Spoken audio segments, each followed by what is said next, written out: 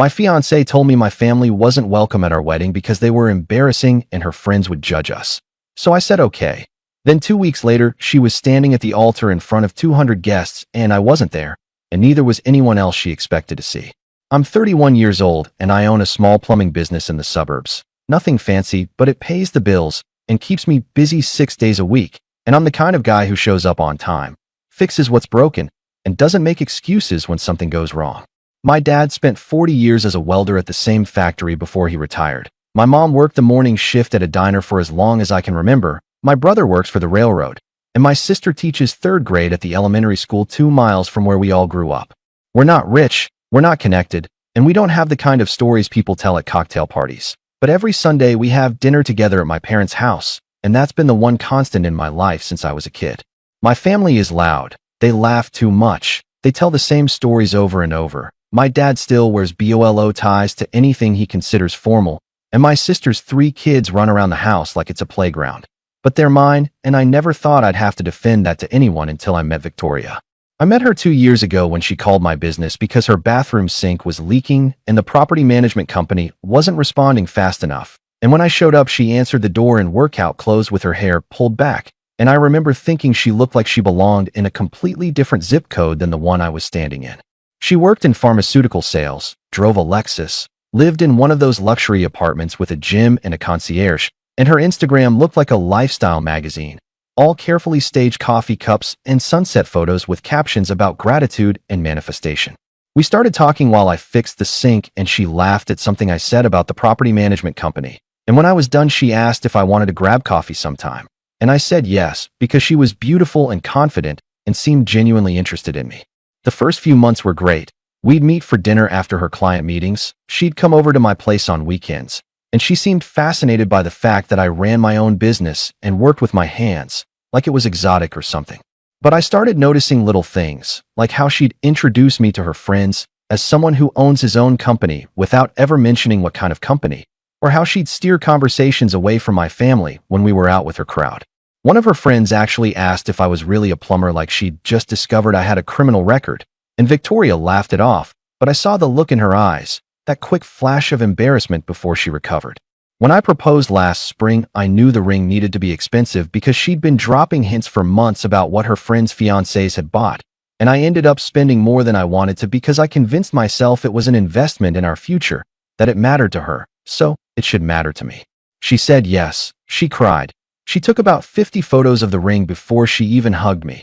And within 24 hours, the engagement photos were all over social media with captions about fairy tales and finding your person. The wedding planning started immediately, and it became clear pretty fast that this wasn't going to be the backyard barbecue kind of wedding I'd always imagined. This was going to be an event, a production, something people would talk about for years. Victoria had Pinterest boards, spreadsheets, vendor comparisons, and a vision that required a specific venue, a specific photographer, a specific florist, and a budget that started at $15,000 and somehow climbed to $32,000 before I even understood what was happening. Every conversation was about the aesthetic, the vibe, the experience we were creating for our guests. And whenever I suggested something simpler or cheaper, she'd look at me like I'd just suggested we get married at a gas station.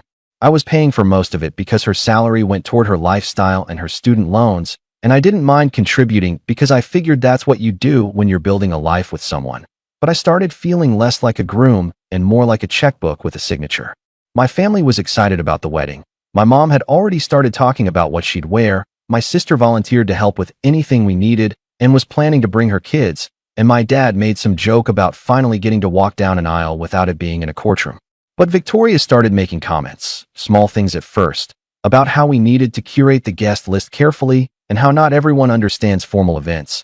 And I didn't think much of it until she asked me how many people from my side I was planning to invite. I said probably 40, maybe 50, because I had my immediate family, my aunts and uncles, my cousins, a few guys from high school like my buddy Marcus, and some of my regular clients who'd become friends over the years. She got quiet for a second and then said we needed to talk about the overall composition of the wedding.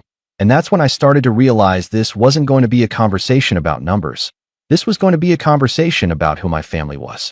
She started picking people apart one by one, never directly, but always with concern wrapped in practicality. saying things like how my mom was so enthusiastic, but would she really be comfortable in a formal setting? Or asking if my dad had something he could wear besides that tie, or mentioning that kids at weddings were really disruptive and couldn't my sister get a babysitter for the day. I pushed back at first, defending each person, explaining that my mom had been to plenty of formal events and my dad could wear whatever he wanted and my nieces and nephew were family and they deserved to be there. But Victoria had an answer for everything. She'd say she wasn't trying to exclude anyone. She just wanted everyone to feel comfortable, and wouldn't it be awkward for my family if they felt out of place around her friends and colleagues? She made it sound like she was protecting them, like she was doing them a favor by suggesting maybe we keep the list smaller and more intimate, and I started to feel crazy for even questioning it. We had one last family dinner at my parents' house about 6 weeks before the wedding date, and Victoria came with me like she always did on Sundays, but this time she was different. She sat at the table with her phone face down, smiled politely when anyone spoke to her, and barely touched the food my mom had spent all afternoon making. My family tried to include her in the conversation, asking about the wedding plans, telling stories about other family weddings, and my mom even offered to help with any last-minute decorations or setup, but Victoria just kept saying everything was handled and giving these tight little smiles that didn't reach her eyes. My sister's kids were playing in the living room like they always did, and Victoria kept glancing over at them with this expression I couldn't quite read, somewhere between annoyance and disdain. I watched my mom's face fall just slightly when Victoria brushed off her offer, and I watched my dad glance at me across the table with this look that said he knew something was wrong, but wasn't going to say anything in front of everyone. After dinner, Victoria said she wasn't feeling well and wanted to leave early, so we said goodbye and drove back to her apartment in silence. And the whole time I kept thinking about how cold she'd been, how separate she'd made herself from the people I loved most. That night in her apartment, she finally said what she'd been building up to for months, and the way she said it was so calm and rational that it almost didn't register as cruel at first. She said we needed to talk about the wedding guest list, and I said okay, thinking we were going to discuss seating arrangements or plus ones, but then she told me she didn't think we should invite most of my family. And the room got very quiet. I asked her what she meant, and she said that her friends and colleagues were going to be there, people who were important to her career and her social circle, and she needed the wedding to reflect a certain image, a certain level of sophistication, and she was worried that my family wouldn't understand that. I asked her to be specific, and she sighed like I was making this harder than it needed to be. And then she said, they don't fit the aesthetic we're going for, and people will judge us if they act like they usually do. I sat there on her white couch in her perfectly decorated apartment, and I realized that this woman I'd been planning to marry was ashamed of where I came from, ashamed of the people who raised me, ashamed of everything that made me who I was. I didn't yell. I didn't argue. I didn't try to change her mind, because in that moment I understood that there was nothing to change. This was who she was and who she'd always been. I looked at her sitting there with her wine glass and her concerned expression like she'd just told me we needed to switch caterers, and I said, okay. And she looked relieved, like she'd been expecting a fight and was happy to avoid it. She started talking about how we could still have a small, intimate ceremony with just immediate family and how my parents would understand, but I wasn't really listening anymore because I was already making a different plan, a plan that would cost me a lot of money and probably make me look insane, but would be worth every single consequence.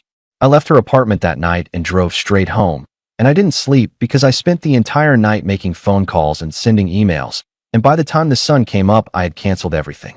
I started with the venue because that was the biggest piece and the hardest to undo. And when I called them at 7 in the morning, the manager sounded confused because nobody cancels a wedding 2 weeks out.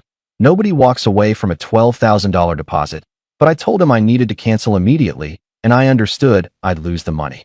He asked if I was sure, if maybe I just needed to postpone, and I said no, I was absolutely sure, and I needed the cancellation in writing sent to my email within the hour.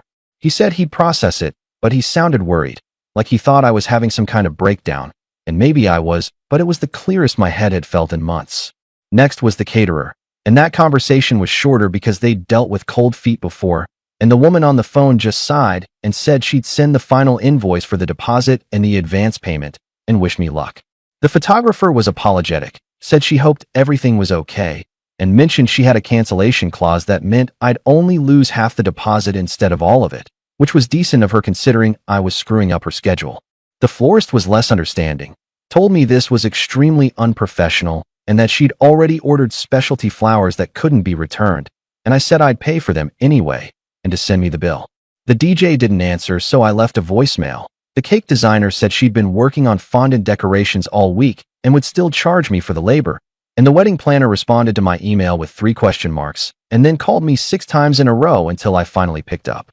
She wanted to know what was happening, if Victoria knew, if this was a fight we could work through, and I told her Victoria didn't know yet and no, this wasn't something we were working through. This was done. The planner said she'd coordinated over 300 weddings and she'd never seen a groom cancel everything without telling the bride. And I said, well, now she'd seen it, and I needed her to document everything in writing and send all final invoices to my email. She tried one more time to talk me out of it, said that weddings were stressful and people said things they didn't mean, but I cut her off and told her I'd pay her in full for her services up to this point, and I appreciated her work, but the wedding was not happening. After I hung up, I sat in my kitchen with my laptop and a legal pad and started making a list of everyone who'd been invited. And I realized Victoria had done most of the inviting through her social media and some fancy website she'd set up, but I had the email list because I'd been helping track RSVPs.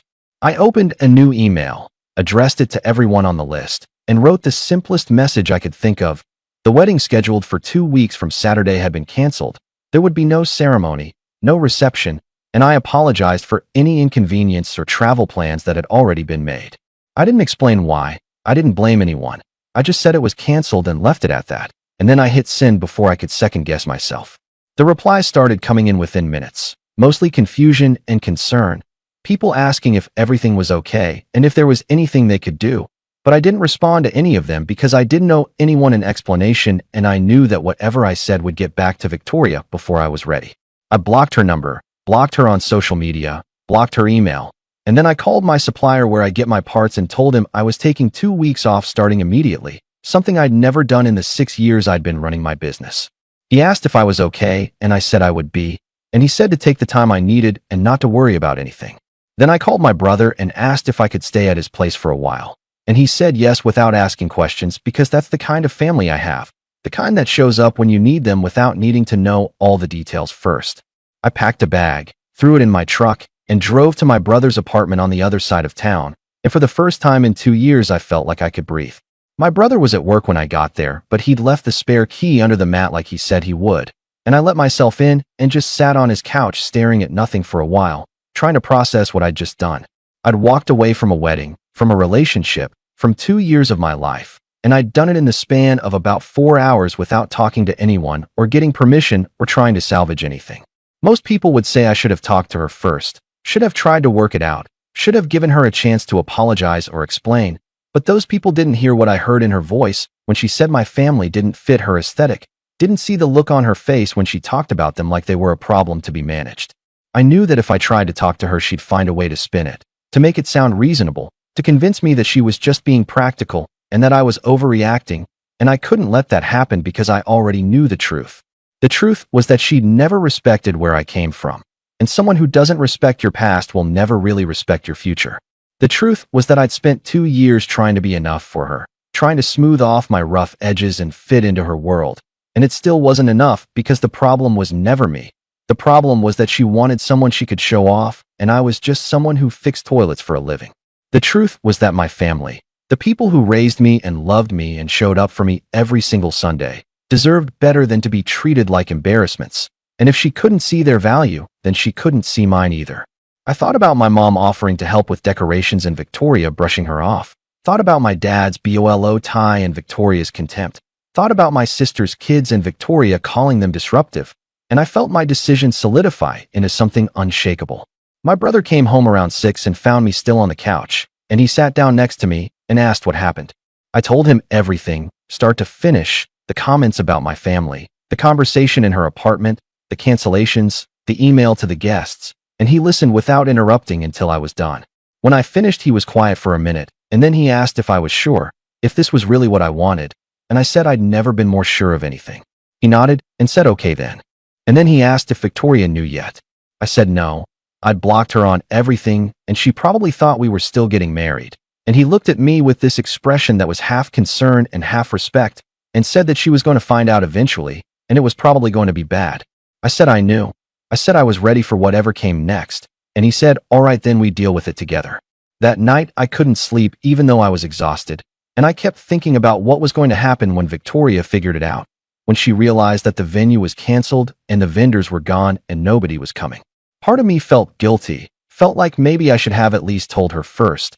But the bigger part of me remembered her sitting in her apartment with her wine glass, telling me my family wasn't good enough, and that part felt absolutely nothing. When I added up all the deposits and payments I'd already made to vendors, it came to about $28,000 that I'd never see again, money that was just gone, but I bought something more valuable than any of that. I'd bought my self-respect back, I'd bought my family's dignity, and I'd bought the knowledge that I'd never again let someone make me ashamed of who I was. The next few days were strange and quiet. I stayed at my brother's place and avoided my phone even though it was off, avoided social media even though I'd blocked her, avoided thinking about what she was doing or planning or expecting. My brother went to work every day and I just existed in his apartment, ordered takeout, watched TV, and tried to figure out what my life was going to look like now that I'd blown it up. On the fourth day, my sister called my brother's landline, which I didn't even know he still had, and when I answered, she said the whole family knew what happened and they wanted me to come to Sunday dinner. I said I didn't know if I was ready to talk about it, and she said I didn't have to talk about anything. I just needed to be there, and something about the way she said it made me realize I needed to go. Sunday came, and I drove to my parents' house for the first time since the night I'd left Victoria's apartment. And when I walked in, everyone was already there. My mom and dad, my brother and sister, my aunt and uncle, my sister's kids running around like always, all sitting around the same table where we'd sat every week for as long as I could remember. My mom hugged me without saying anything, and my dad squeezed my shoulder, and we sat down and ate dinner like we always did, and nobody asked me questions or made me explain myself or told me what I should have done differently. After dinner, my mom brought out coffee, and my dad turned to me and said, "You did the right thing." And that was it. That was all anyone said about it. And I felt something in my chest loosen that had been tight for months. The morning of what was supposed to be my wedding day, I woke up at my brother's apartment around 8, made coffee, and sat on the balcony watching traffic go by like it was any other Saturday. I felt calm in a way I hadn't felt in months, maybe years, and I realized that the knot of anxiety I'd been carrying around in my chest since the engagement was just gone, replaced by something that felt like relief mixed with sadness for time I'd wasted. My phone was still off, still blocked from everything connected to Victoria, and I had no intention of turning it back on because whatever was about to happen didn't need my participation, it just needed to happen. Around 10, my brother came out to the balcony with his own coffee and asked how I was doing, and I said I was good, surprisingly good actually, and he nodded like he understood, even though I wasn't sure I understood it myself. We sat there in silence for a while, and then his phone rang, and when he looked at the screen his expression changed, and he said it was Marcus, one of my buddies from high school who'd been invited to the wedding. My brother answered and put it on speaker, and Marcus sounded stressed and confused, talking fast about how he'd just gotten to the venue because he wanted to help set up or see if I needed anything. And the staff there told him the wedding was canceled 2 weeks ago. Marcus asked if I was okay, if something had happened, if Victoria was okay, and my brother looked at me, and I shook my head. So my brother just said I was fine, and I'd explain later and Marcus should probably leave the venue. Marcus said, "All right," but he sounded worried. And after my brother hung up, we both sat there knowing that in the next few hours, everything was going to explode. Around 11, my brother's phone started ringing constantly. Different people from the guest list, all asking the same questions, all trying to figure out what was happening. And he stopped answering after the third call because there was nothing he could tell them that wouldn't make things worse. I asked him if anyone had mentioned Victoria, and he said no, not yet, but someone would eventually, and when they did, we'd know that she'd found out. The call came at 1:15. And this time it was from a number my brother didn't recognize. And when he answered, it was one of Victoria's bridesmaids, a woman I'd met maybe twice. And she was nearly screaming into the phone asking where I was and what I'd done, and did I realize that Victoria was at the venue in her wedding dress. My brother put the phone on speaker again, and the bridesmaid was saying that Victoria had shown up at noon like everything was normal, had gotten ready in the bridal suite with all her bridesmaids, had taken photos, had done her makeup and hair. And then when it was time for the ceremony to start, the venue coordinator pulled her aside and showed her the cancellation paperwork from 2 weeks ago. The bridesmaid said Victoria didn't believe it at first, said there must be some mistake, said I'd never cancel our wedding without telling her. But then the coordinator showed her my signature on the cancellation and the date and the email confirmation. And Victoria just stood there in her dress in front of 200 guests who were starting to realize something was very wrong. The bridesmaid asked if I was there, if I was coming, if this was some kind of sick joke, And my brother said no, I wasn't coming, and yes, the wedding was canceled, and he was sorry she'd gotten caught up in this, but that was all he could say. She started crying and saying this was cruel and heartless, and how could I do this to Victoria? And my brother ended the call and looked at me and asked if I was okay. I said yes, and I meant it, because even though I knew Victoria was humiliated and hurt, and probably destroying her phone trying to reach me, I also knew that she'd done this to herself by trying to erase the people I loved. My brother's phone kept ringing, kept buzzing with texts, and eventually he turned it off too because there was nothing either of us could do and nothing either of us wanted to say. Over the next few days, the story spread like wildfire, across social media, through mutual friends, through the vendors who'd been involved, and I heard through my sister that Victoria had posted something about being blindsided and betrayed, had painted herself as the victim of a groom who disappeared without explanation. Her friends rallied around her, started posting things about red flags and dodging bullets, started talking about me like I was some kind of monster who'd left a woman at the altar for no reason. But then something shifted because one of the bridesmaids, the same one who'd called my brother, apparently had a crisis of conscience and told someone the real story, told them that Victoria had wanted to exclude my family from the wedding because they weren't good enough for her image, and that version started spreading too. Suddenly, there were two narratives fighting for dominance. Victoria's story about being abandoned and the truth about why I'd left, and public opinion started to turn when people realized this wasn't just cold feet or a groom freaking out. This was someone drawing a line about respect and family. Victoria tried to salvage her image, posted something about how relationships are complicated and people grow apart. But the damage was done, and her comment section filled up with people asking if it was true that she'd ban my family, asking if she really cared more about aesthetics than actual love. She ended up deleting her social media accounts completely, and I heard through my sister that she'd moved back in with her parents because she couldn't handle running into people who knew what happened. I felt bad for about 5 seconds, and then I remembered her sitting in her apartment telling me my family didn't fit her aesthetic, and the feeling passed. 3 weeks after the wedding that never happened, Victoria showed up at my parents' house on a Sunday afternoon, and I was there with my whole family having dinner like we did every week. My mom answered the door and came back to the dining room and said Victoria was outside and wanted to talk to me, and my dad asked if I wanted him to handle it, but I said no, I'd go. I walked outside and there she was, standing on the driveway looking smaller somehow, less polished, and she asked if we could talk. I said we could talk right there, and she looked past me at the house where my family was probably watching through the windows, and she asked if I understood what I'd done to her, if I realized how humiliating it was to stand in front of everyone in a wedding dress with no groom. I looked at her and I said, yes, I understand exactly what I did, and I'd do it again, because someone who's ashamed of your family will never respect who you are, and I was done apologizing for where I came from. She stood there for another minute like she was waiting for me to say something else, to give her something she could argue with or fight against, but I didn't have anything else to say.